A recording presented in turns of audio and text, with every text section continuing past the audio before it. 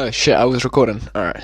Anyway, this is episode 18 of the Decompression Chamber. The opening quote is going to be from one of my favourite films. It's called Dead Poet Society. The quote goes, "Medicine, law, business, engineering. These are noble pursuits and necessary to sustain life. But poetry, beauty, romance, love, these are what we stay alive for." Roll the intro.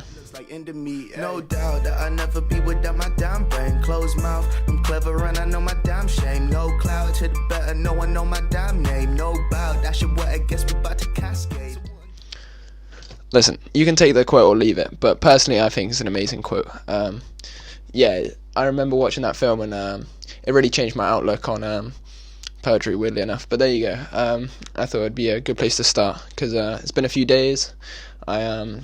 I've tried making this video a couple of times already and I fucked up just because, yeah, whatever groove I thought I was in, I'm not really. And so now I'm standing in my room because my lower back hurts, so I've just decided to kind of pace back and forth awkwardly. But hopefully I'll use a bit more of the space, or maybe I'll spin the camera around, whatever. Hope you're having a good Friday. It's Friday for me right now, but yeah, today's the day that I submitted bit of a long-term project that I've been working on for film. It wasn't like a big one, it was just like a short script and like a documentary proposal, but it's nice to take that out of the shopping trolley of mental space and just leave it back on the shelf, you know.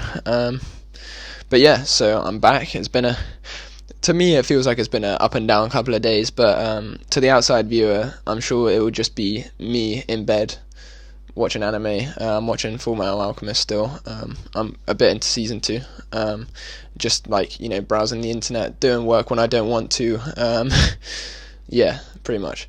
But something that I've done alright is that what I've been doing is I just say, like, I really don't want to do work. So if I just do 45-minute stints, I can just really push myself in those 45 minutes. Sorry, I've been drinking tonic water because I'm a weirdo and I like tonic water, and nobody else in the world does, believe me. But for some reason, like, I like a good gin and tonic to the point now that I like it without the gin. So, kind of telling. Yeah, so here I am. I'm filming another video. Obviously, I'm just kind of trying to remind myself that I'm in that mindset because, yeah, I'm not really in practice, as it were. But yeah. Oh, this is what I was going to talk about. I was going to talk about the whole Reddit stocks thing because, yeah, I go on Reddit from time to time, and from time to time I mean a lot. Most of the time I'm on the MMA subreddit, but I had seen the Wall Street Bets subreddit, which is the one where people like talk about stocks and, you know, silly fucking times where people sink half their mortgage into a bet or something with these stocks. I don't know all the terms and all the things. Alright, I'm not well educated. I don't dabble in it too heavily, but yeah, and so as it turns out, a bunch of billionaires made a hedge fund. Like, they collected their P's together and just said, alright, well, we can see that this GameStop company is going out of business, so we're all just going to bet on the stocks going down. And then, for some reason, all the people on this Reddit community decided, we're actually going to back these people, we'll buy the stock. And then, pretty much when every single, like, major like tech platform like Discord banned them, Reddit shut it down, Robinhood fucking stopped selling the stocks to that, and GME as well, which was another thing. Oh no, I think GME is GameStop. This shows you how well informed I am, but I just thought it was mental how like 13 billion of like a whole hedge fund just got taken down by a bunch of like internet people. Like, I don't know what they're like, but all I know is they all gathered each other on the internet and that's how it worked out. But yeah, I thought it was cool that like so many people who didn't really know each other could just join together and have some like wham economic power, you know, because straight after this, like, major billionaires were like on the news clutching their pearls about it, or like you know, Robinhood fucking just stopped selling stock and started defending the, you know, the billionaires that kind of keep the game running. And it was clear that, you know, when big money interests, you know, manipulate the market and they fucking just put money here and take money out there and influence the way that laws are set into place so that they can extract more money from the working classes. Yeah, it's just like, that's when it's clear now that the system is, you know, not that it wasn't clear already that the system is built to favour those on top, but it's just like, it's all just an interlacing, like, structure, really. It's just like, the billionaires' money is under threat. Facebook's like, we must protect our stockholders. Mainstream news is like, all right, we've got to cover this bit in a way that doesn't reveal like the harsh unfairness of this entire thing, and how the rules will change when the billionaires need it to change, but when the working people need it to change, then it's a different matter. Money talks, money makes the world go round, all that jazz.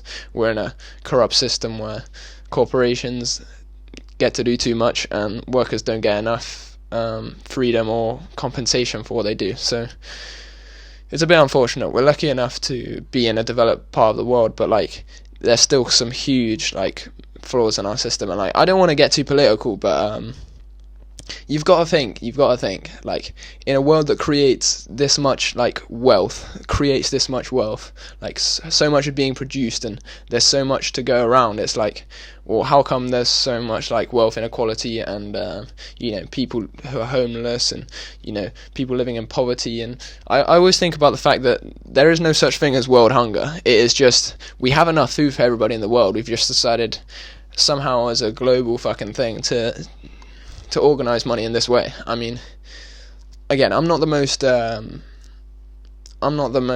fucking educated on this topic either, but it's just like, I feel like personally all of this wealth should be structured in a way that means that like everybody gets to benefit from it just as much, I'm sorry if that makes me a bleeding heart communist, but like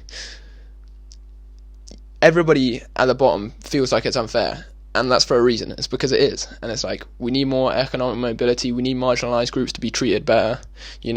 We need to value the people who actually bring value to our society. Like essential workers, quote unquote, like get so much underpaid in comparison to jobs that might as well be chucked into the fucking fire of humanity. But I wasn't even meaning to go on a rant about that, but everything kind of threads itself together there, so yeah, I don't know, apparently I had more to say on that than I expected. Another thing I wanted to talk about was the McGregor Poirier fight, because I didn't really go into it much last episode. I was so fixated on telling my story about how manic Monday was that I didn't really talk about the fact that people were saying McGregor gave up, because everybody sees the memes of like McGregor on the side like lying down, but the reality is, McGregor won the first round. He came out and like Dustin Poirier took him down and like had him against the cage, and then McGregor hit him with some good shots, and it was kind of like, all right, we see what's going on. But Poirier late in the round hit him with the leg kicks, and the second round Dustin just took him apart. And like, people always will put the focus on Conor just because of how big of a star he is, but the reality is Dustin saw a fighter, he took out the leg after taking him down and wearing him out a bit, made him immobile, and then once he couldn't move, put him against the cage, threw bombs, threw hands, and then right when McGregor drops his left hand, Poirier comes in with a right hook and just drops him to the ground. And it's like, I don't think it's considered giving up if you just get knocked in the face and then get knocked down and KO'd. Like, it was a TKO, but it was kind of similar to Beans anyway. It's like, he didn't give up, he just got clattered. Like, put some respect on Poirier's name. Obviously, anybody who's seeing this and cares enough about MMA probably agrees with me, but I just wanted it to be said because, like, I'm sick of people just making the whole narrative around McGregor. And I'm speaking as someone who predicted McGregor to win and kind of wanted McGregor to win, but just as much, like Poirier, he's deserving. He's got a charity and he's a cool guy and stuff, and I really like his fighting style. And if you don't care, then you can just ignore that or watch MMA because it's great. I don't know, I've had a bit of a frantic energy. I've just got like this nervousness in me, but it feels good. Like, at least I have a place to be discussing this. But yeah, I mean, it's been a bit up and down, but overall I'm doing well. So let's hope that I can use this energy and carry myself forward. Actually, I wanted to leave with a final note because I've been doing this thing, like reading affirmations for myself. I've put them on post-it notes. Idea was from a friend, thanks Aden. But so here are the assertions that I read myself. They go the following. Number 1, I am a work in progress. It is all one step at a time. Number 2, my feelings of inadequacy and insecurity can only be overcome by being kind and caring to myself. Number 3, I am not owed happiness, so when I am I must appreciate it with perspective. Number 4, if I hit a low or experience loss, I must focus on what I can control and continue to be grateful. Number 5, my feelings are always valid, but that doesn't mean they are the right response. And I just wanted to put those out there because, yeah, your feelings are valid, but they're not always the right response. So sometimes you got to dwell on it, sometimes you don't. Have a good one.